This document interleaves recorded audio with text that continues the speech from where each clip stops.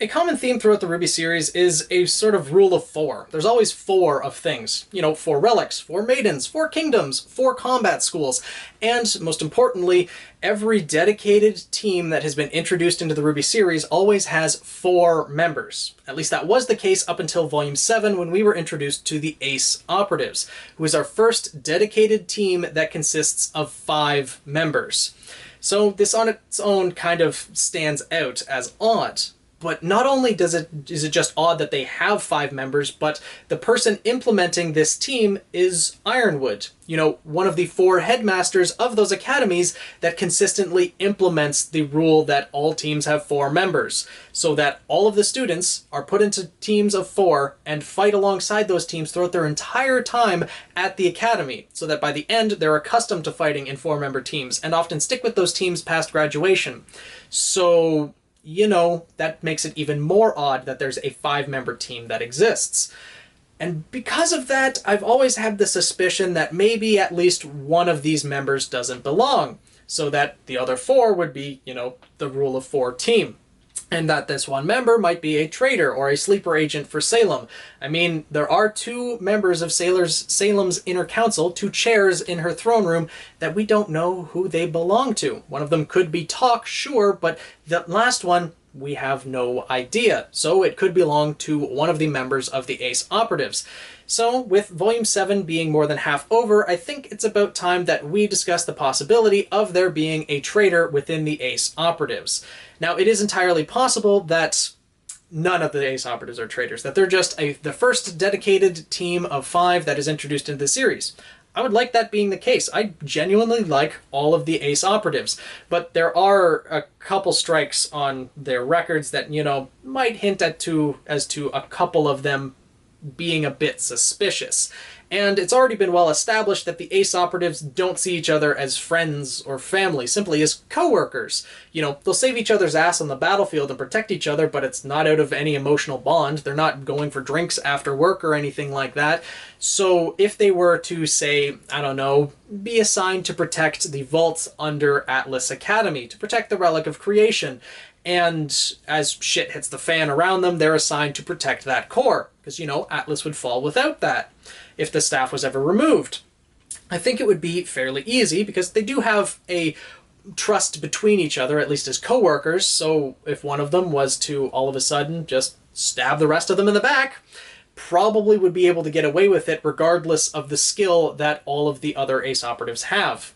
So that's just one scenario I'm throwing out there. Might happen, might be something else if there is a traitor, but it's still possible. Now, of these 5 members of the Ace Operatives, there are 2 of them which have had vastly more screen time than the others. Clover and Marrow versus, you know, Elm, Vine, and Harriet. And with that being the case, I think from a writer's standpoint, it would make more sense to have either Clover or Marrow be a traitor, if there is one, because it would have more of an impact on us, the viewers, as we've gotten a lot more time to get to know these characters, and thus their impact of betraying the protagonists would have more of an impact on us. So let's talk about these 2 first. Now, we'll start off with Marrow, the goodest boy in Volume 7, but not the goodest boy in all of RWBY, as the best doggo title goes to Zwei, but Marrow is a person who wears his emotions on his sleeve, or I guess rather his tail. His tail can tell no lies. When he's genuinely happy to see someone, his tail starts wagging uncontrollably. And he seems genuinely happy to see RWBY, see the rest of the team, and be working alongside people that are new and colorful characters rather than, you know, the team he's accustomed to working with, who none of which are friends or family or have any emotional ties to each other.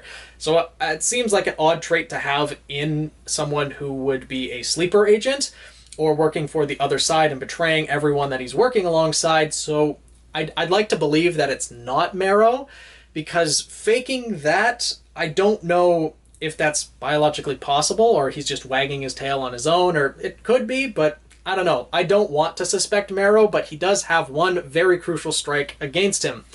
In Episode 6 of Volume 7, when Tyrion massacred a whole bunch of people at that party in Mantle, Marrow was there working security.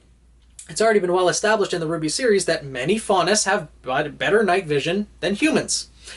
And biologically speaking, dogs do have better night vision than humans. So with Marrow being a dog faunus, it would stand to reason that he would be in that category of the many faunus that have superior night vision. Now, he wouldn't have as good a night vision as Penny, so he wouldn't have been able to see clearly that, it wasn't Penny attacking people, but also Penny was kind of glowing at the time, so he should have easily been at least able to see Penny over there and a shadow murdering people over there and be able to say, huh, not Penny doing that killing. And at least when he had the opportunity to, when he immobilized everyone in the room with his semblance, he could have said it wasn't Penny who did it. There was another person here killing people. Potentially he would have seen a shadow of a scorpion tail and said, someone with a scorpion, like a scorpion faunus did it, for example. Yeah, most people probably wouldn't have listened to that as they were in an angry mob, but Robin might have listened, or at least might have come to her senses after the initial rage wore off. But even still, the next episode, Clover was questioning Team RWBY, are you sure that it was Tyrion that you saw? This guy was a famed serial killer in Atlas years ago and just disappeared. Are you sure that it's him? So Marrow didn't see anything, apparently, because I feel like he would have corrected Clover and said, no, these kids are telling the truth. It was Tyrion, or at least a scorpion faunus, the only scorpion faunus that we know of as viewers, and probably, since scorpions are fairly rare in the RWBY series, I would imagine, it put two and two together, it would be Tyrion. Marrow didn't speak up, so I feel like that's, a strike against him, though it could be possible that he just doesn't have the night vision. I see that as unlikely though, but, let me know what you guys think down in the comments below. Next, let's talk about Clover. Now, if I was to choose a person who I would like to be the traitor in the Ace Operatives, if there is a traitor, I would actually choose Clover. I would actually want him to be the traitor. Not because I dislike Clover in any way, shape, or form. He's a very charismatic person, as well as a dedicated and apt leader of the Ace Ops, so all around he's a good person, it seems, at least. But it would have a very lasting impact on us, the viewers, as well as characters within the RWBY series, and would be more impactful for them if he did betray them. Not to mention, his semblance would also fit very well with him being a traitor.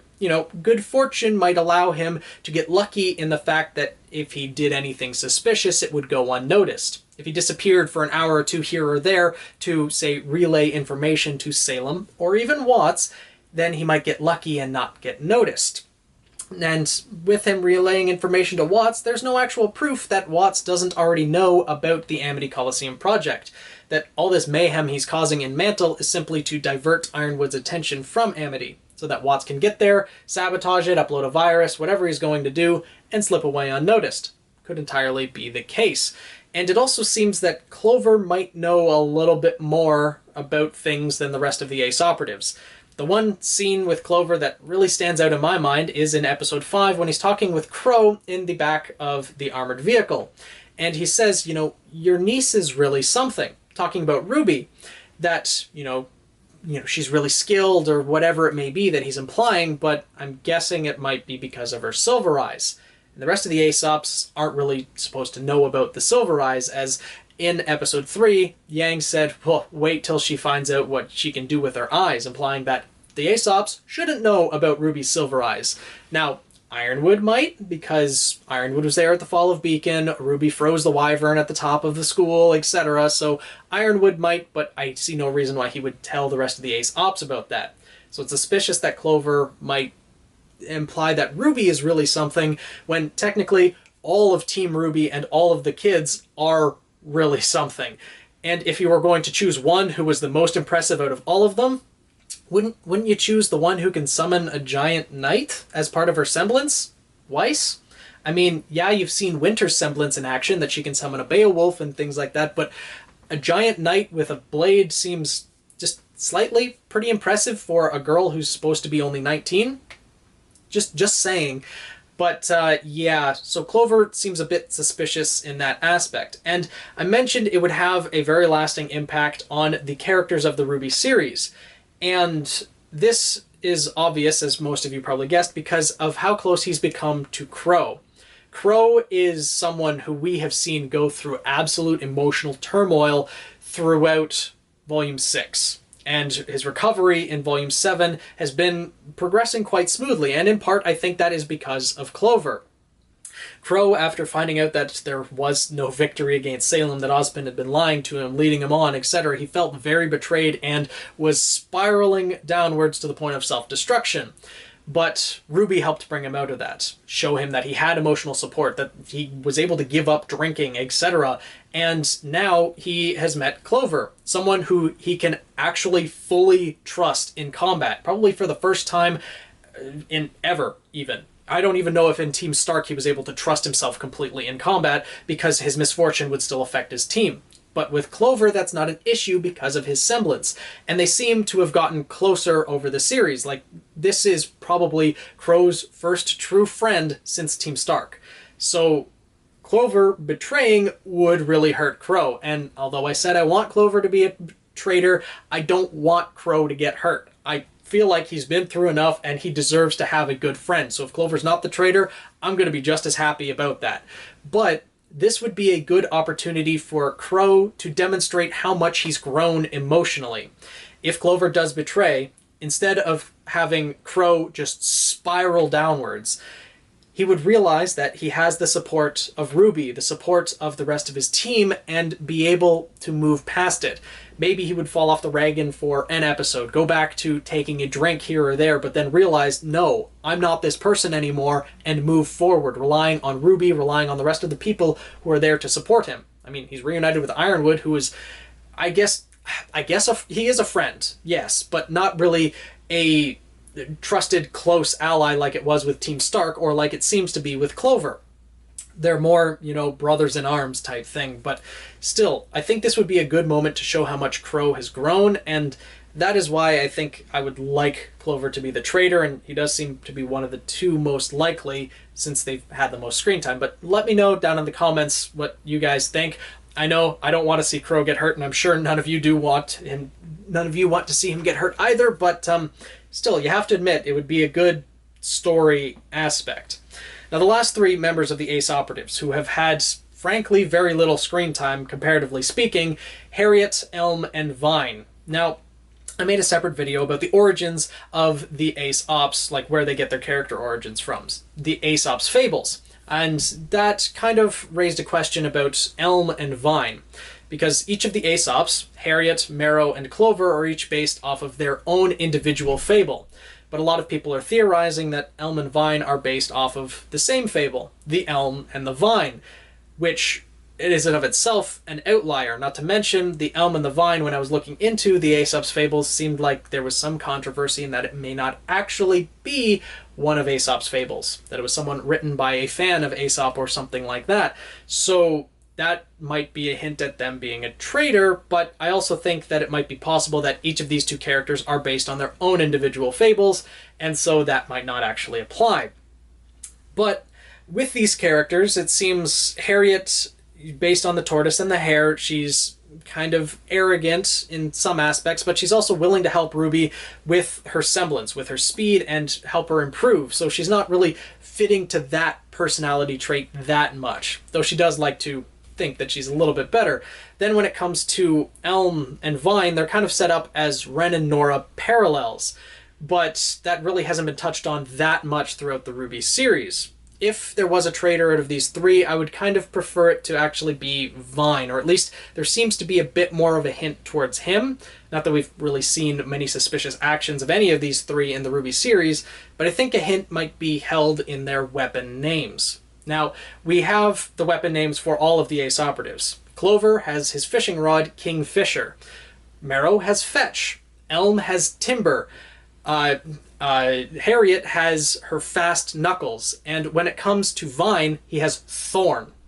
Now, vines can have thorns, of course, but thorns seem to be a more, negative aspect. And thorns doesn't really play into any of the fables that he would tie into, except the one that I thought he might tie into himself, one of where a goat was running from some hunters and was protected by some vines. He hid behind them, and then he started eating the vines, being a little bit selfish. So the vines made a rattling sound showing its thorns, drew the hunters back, and the goat was killed. So the thorny aspect of Vine might imply that maybe he is a traitor. I'm not exactly sure. There's not really that much to go on for these three, although it was Elm and Harriet who really did emphasize that they do not see each other as friends or family, implying that, you know, it's possible for them to stab each other in the back and they wouldn't really be that affected otherwise, other than the betrayal. But, you know, let me know what you guys think. Is there anything that I missed in this video or anything that you'd like to add to the possibility of there being a traitor in the Ace Ops? Who do you think is most likely to be a traitor if there is one? Or do you think that there isn't a traitor at all? Let me know down in the comments below. I look forward to seeing and hearing what you guys think. So, with that being said, thank you so much for watching. Make sure to subscribe if you want some more RWBY content. And with that, I'll see you guys in the next video.